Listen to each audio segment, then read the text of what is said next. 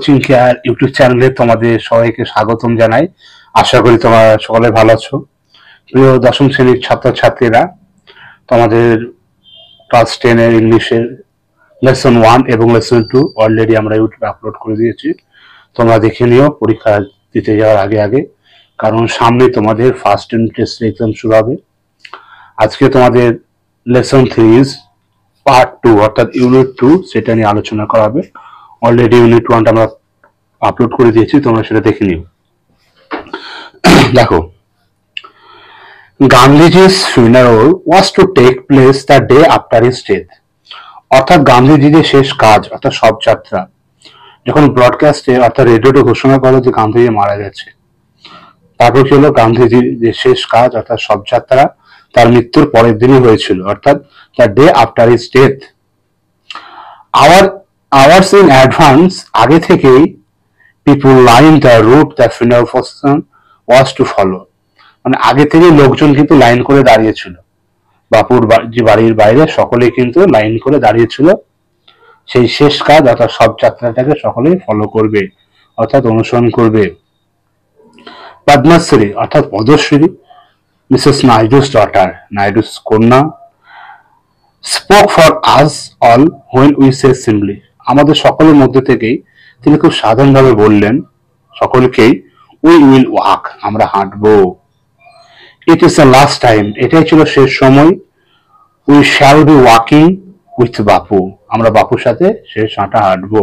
অর্থাৎ আমরা জানি আমাদের বাপুজি যেখানে যেতেন সব জায়গাতে তিনি হেঁটে হেঁটে যেতেন এবং ওনার অনুসরণকারী যারা অনুগামী তারা সকলেই ওনার সাথে সাথে কিন্তু যেতেন। হ্যাঁ, যার ফলে বাপু মারা গিয়েছেন, যার ফলে ওনার সাথে আর হাঁটা হবে না, এটাই হবে শেষ হাঁটা, তার মৃত্যু শবযাত্রা যেটা অর্থাৎ দুঃখময় হাঁটা। তারপর দেখো, তোমরা নেক্সট পেজ বার করো 20 পৃষ্ঠাতে। ইট ওয়াজ অ্যান অ্যাগোজনি ওয়াক, এটা ছিল যন্ত্রণাদায়ক হাঁটা অর্থাৎ বেদনাদায়ক হাঁটা। আমরা অন্য সময় বাপুদের সাথে সুখে দুঃখে সবকিছুতে একসাথে হেঁটে যেতাম, কিন্তু এটা এই হাঁটাটাতে সকলে চেতন থাকবে, কিন্তু বাপুজি আর চেতন থাকবে না, অর্থাৎ বাপুজি শায়িত থাকবেন, তিনি মারা গেছেন। তার জন্য ওনার সাথে যে হাঁটা সেটা অত্যন্ত দুঃখের হাঁটা। Thousand silence was the procession, সকলেই কি করলো, এই যে পদ্ধতি এই পদ্ধতিটাকে নীরব ভাবে লক্ষ্য করতে লাগলো।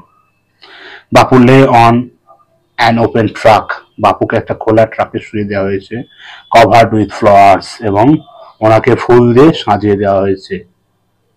থাউজেন্ড অফ পিপল ওয়েভড, হাজার হাজার লোক কাঁদতে শুরু করলো। Trying to touch Bapu's feet, সকলে বাপুর পা ধরার চেষ্টা করলো অর্থাৎ পা ছুঁতে চেষ্টা করলো, প্রণাম করতে চেষ্টা করলো। ইট ওয়াজ ইম্পসিবল, এটা অসম্ভব ছিল, to move in the thick crowd, এই অত্যন্ত ভিড়ে যাওয়াটা বা নড়াটা খুবই কিন্তু অসম্ভব ছিল। As I move forward slowly, যেহেতু আমি ধীরে ধীরে হাঁটছিলাম সামনের দিকে, আই আন্ডারস্টুড, আমি বুঝতে পারলাম, I was not merely in the midst of the grievance people, মানে আমি কেবলমাত্র সেই দুঃখিত বা শোকাহত মানুষের মধ্যে ছিলাম না।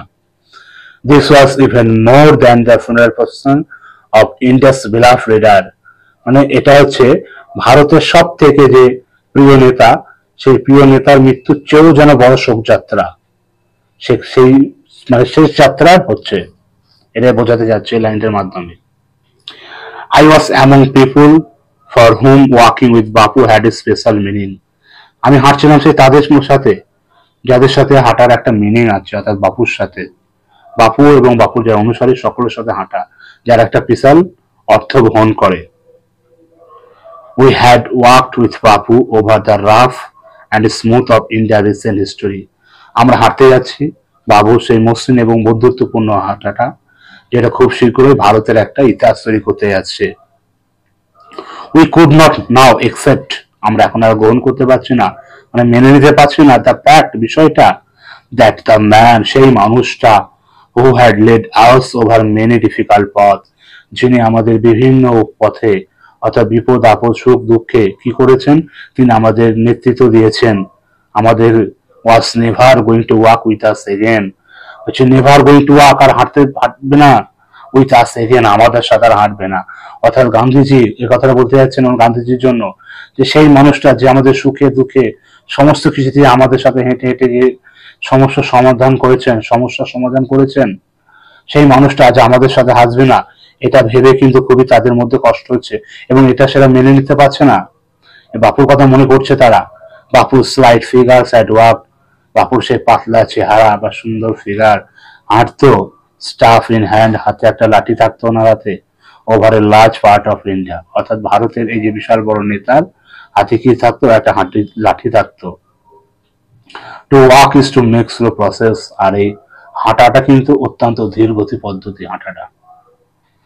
It is to think with clarity and closely look at all this around you. এটা কি করবে, এটা তোমাকে পরিবেশের চারিদিকে সমস্ত কিছু তোমাকে দেখতে সাহায্য করবে। ফ্রম স্মল ইনসেক্টস, এটা ছোট ছোট পতঙ্গ হোক, to the Horizon in the distance, কিংবা তুমি যদি আকাশের দিগন্ত দেখো তবু সেটা তুমি দেখতে পাবে। অর্থাৎ হাঁটা হচ্ছে এমন একটা প্রসেস, তুমি আশেপাশে সমস্ত কিছু তুমি খুঁটিনাটি লক্ষ্য করতে পারবে।